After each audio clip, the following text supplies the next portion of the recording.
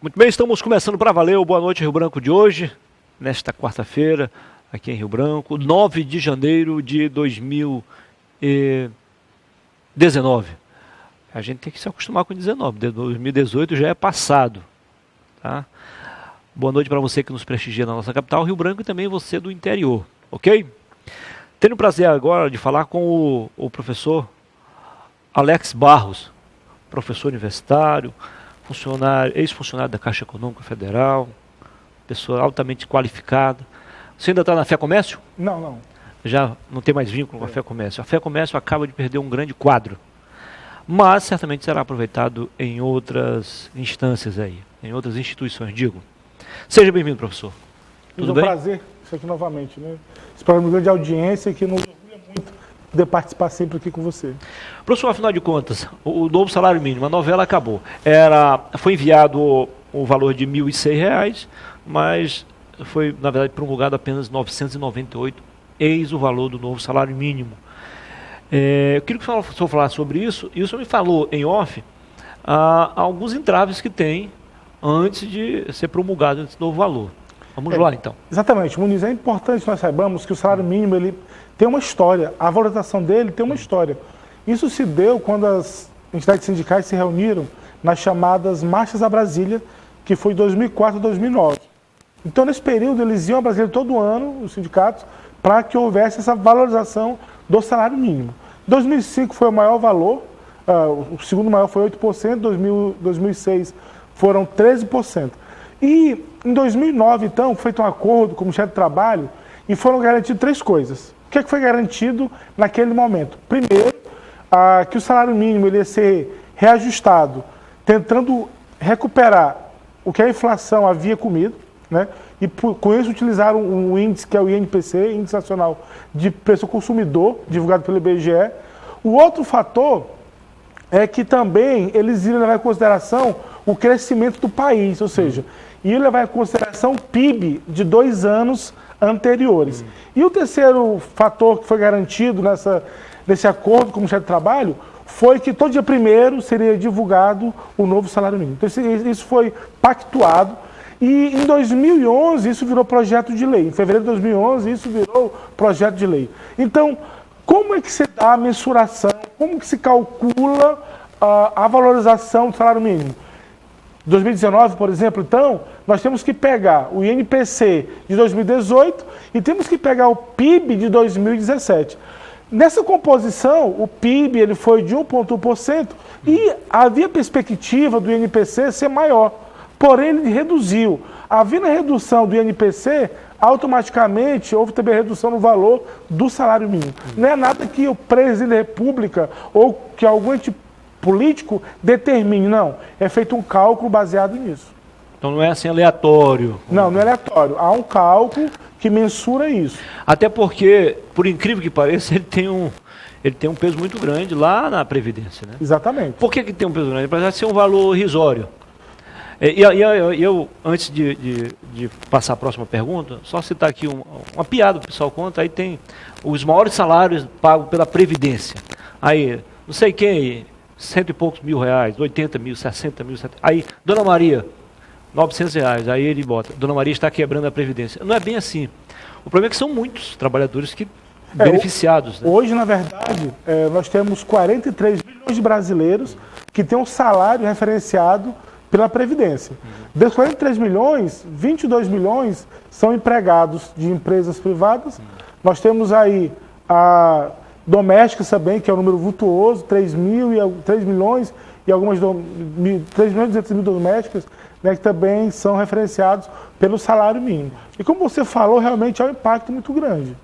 Agora, como o senhor falou em histórico, vamos voltar então ao histórico lá atrás, quando ele foi criado. Deveria sustentar uma família de 5 pessoas. Como está esse valor aí? É hoje, impossível. Segundo o DIEESE, o salário mínimo ideal para hoje seriam R$ 3.400.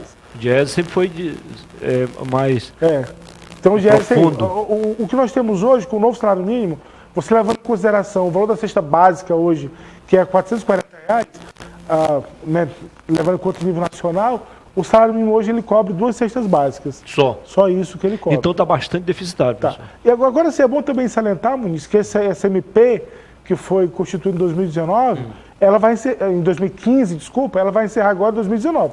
Se o novo governo não criar um mecanismo, se não houver um acordo entre as classes sindicais, trabalhistas e o governo, a partir de 2020, não há mais essa mensuração. Esse cálculo do INPC, que é o que o INPC foi criado para quê?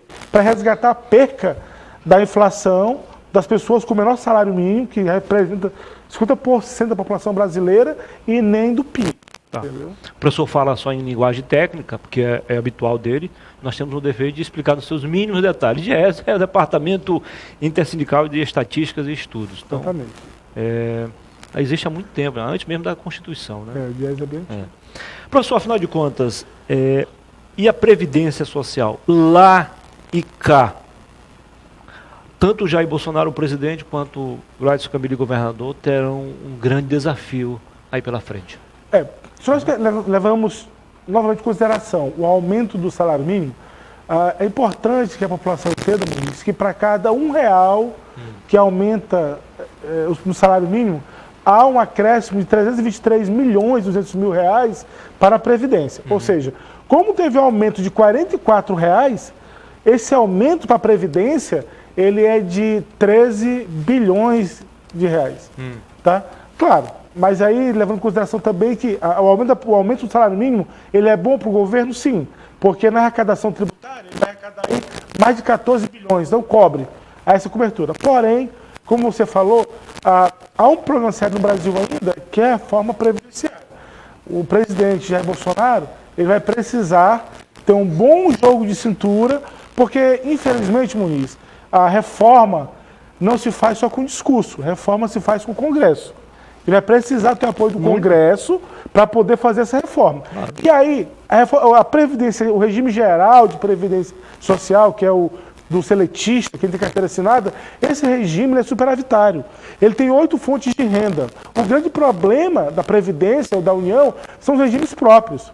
E não são os estados. Hoje, os maiores inadimplentes da Previdência são os municípios. É um problema sério. Né? A partir do momento que E a questão das empresas também, né? Mas as empresas não são inadimplentes.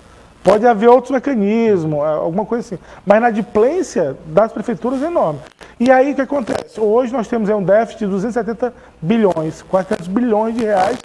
E segundo o novo ministro da fase do Paulo Guedes, ele quer recuperar isso gradualmente em 3 anos. Eu não sei como fazer. Esse cálculo a gente não consegue entender ainda. Mas é preciso ser feito. O impacto também tem aqui na Previdência no estado do Acre. O governador Gladys Cameli vai ter algum trabalho para reajustar isso. Todos nós já sabemos que a Previdência nossa, ela hoje é deficitária. Nós temos aí um déficit mensal de pelo menos 13, 14 milhões, isso aí é fato, né? 53 milhões, desculpa, o déficit atuarial chega a 14 bi, né? E, infelizmente, lá no orçamento do Estado não tem uma rúbrica lá, verba previdenciária. Então, para que possa cobrir, né, esse déficit lá da Previdência, é tirado da onde? Educação, saúde, segurança. Tirando uma dúvida aí, não sei se está ao seu alcance. Na reforma, o governo diminuiu bastante os cargos comissionados, de 3 mil, quase 4 mil, para 900. Os ocupantes de cargos comissionados, eles contribuem também, é descontado lá no contra-cheque. Só que não vai para a presidência do Estado, da Previdência do Estado. Não tem como mudar essa lei para que eles possam contribuir também? Não, a lei não pode mudar, porque o regime de contratação deles não é o... A lei não permite que sejam contratados. É para o regime geral da Previdência. É para o regime geral, porque eles não são do Estatuto do Estado. Eles são Mas o Estado acaba perdendo. Não, aí é que está. Acaba perdendo para o governo federal. Quanto maior for esse inchaço da folha de pagamento com terceirizados e com comissionados... Sim, porque o Estado paga e não tem nada de volta. O recurso sai do cofre público do Estado, sai do tesouro do Estado, mas esse recolhimento, esse todinho vai para... O senhor já me respondeu a pergunta agora. Não teria como mudar isso? Não tem como mudar. A forma de contratação não tem como mudar. O Estado, agora há pouco tempo, ele demitiu algumas pessoas, né, da saúde, propriamente dito, que eram para a justiça eram chamados de servidores irregulares. Eles estavam há décadas, inclusive, mas são irregulares. A lei não permite que haja contratação se não for por meio de concurso público. A forma de entrada, sem de concurso ingresso... público é provisório. É provisório. Sendo provisório, Tem data eles pra não isso. entram no regime da Previdência do Estado. Mas nesse caso, eles fazem jus a receber a rescisão contratual? Não tem rescisão. Não tem rescisão. Eles não são seletistas, eles não estão dentro do... Né? Eles são aí uma anomalia, vamos dizer assim. Anomalia trabalhista. Mas o trabalhador ele entra sabendo disso. O problema, Muniz, é que a gente está no momento da situação hoje, a gente vive... Tem um livro fantástico, A Perspectiva para o Século XXI, de Noah Harari, e ele fala sobre a questão do desemprego, que é algo que vai acontecer. Não sei se está ao seu alcance a pergunta que eu vou fazer. Olha só, governos de mesma ideologia que estavam até então. Prefeitura de Rio Branco, o RBPrev, que é o Instituto de Previdência da Prefeitura, está muito bem, obrigado, tem dinheiro em caixa. A mesma ideologia que comandava o Estado até dia 31, quebrou a Previdência. Por quê? O RBPrev, na verdade, o que foi feito, e aí, diga-se passagem, é louvável, é que o prefeito anterior, né, a prefeitura, ele, quando criou o regime próprio... Raimundo Angelim. Não, digo foi o próprio Marcos Alexandre. Marcos Alexandre? Não é do Angelim, não, acho que é. Não, mas o Marcos Alexandre, o que é que ele fez? Ele modificou um pouco Ele congelou a aposentadoria. Tá? Ele congelou por 4 anos a aposentadoria. E além de congelar a aposentadoria, ele fazia aportes mensais de R$200 mil. Então ele criou um bom colchão. Então por isso que houve essa questão da gestão. Foi algo estudado junto com os técnicos dele, junto com os secretários dele, com certeza foi estudado, e ele conseguiu isso. No Estado não houve esse mesmo zelo, esse mesmo cuidado. Embora você falou, infelizmente hoje no país, a política nossa ela é muito mais política, ou seja, partidária do que governamental. Se fosse governamental, os partidos sairiam e o país iria crescendo. Sem nenhum problema. Mas infelizmente não acontecia. Legal. Professor, tudo que é bom dura pouco, né? Eu tinha outras perguntas a fazer, infelizmente o tempo não me permite. Mas eu quero agradecê-lo, parabenizá-lo pelo trabalho realizado por onde o senhor passa. E mais um detalhe, vai continuar sendo nosso colaborador, articulista? Com certeza, estaria aqui sempre. Teremos muitos assuntos aí agora, escrevendo para o jornal, tem um artigo pronto para mandar para o jornal aí essa semana. Assim, é um prazer estar aqui, poder ajudar a população também. A informação é fantástica, a informação ela move o mundo. Muito bem, foi um prazer. Sucesso aí. Muito obrigado. Depois do intervalo, o assunto é engenharia. Eu vou conversar com a presidente do CREACRE, o Conselho Regional de Engenharia e Agronomia, a engenheira agrônoma Carminda Pinheiro. Nós vamos falar sobre vários assuntos, entre os quais a inadimplência. Os profissionais têm dificuldade, professor, em tempo de crise, de pagar inclusive a anuidade. Por isso que ela vai parcelar em até 6 vezes, para quem ainda não tem débito. Ok? Até já.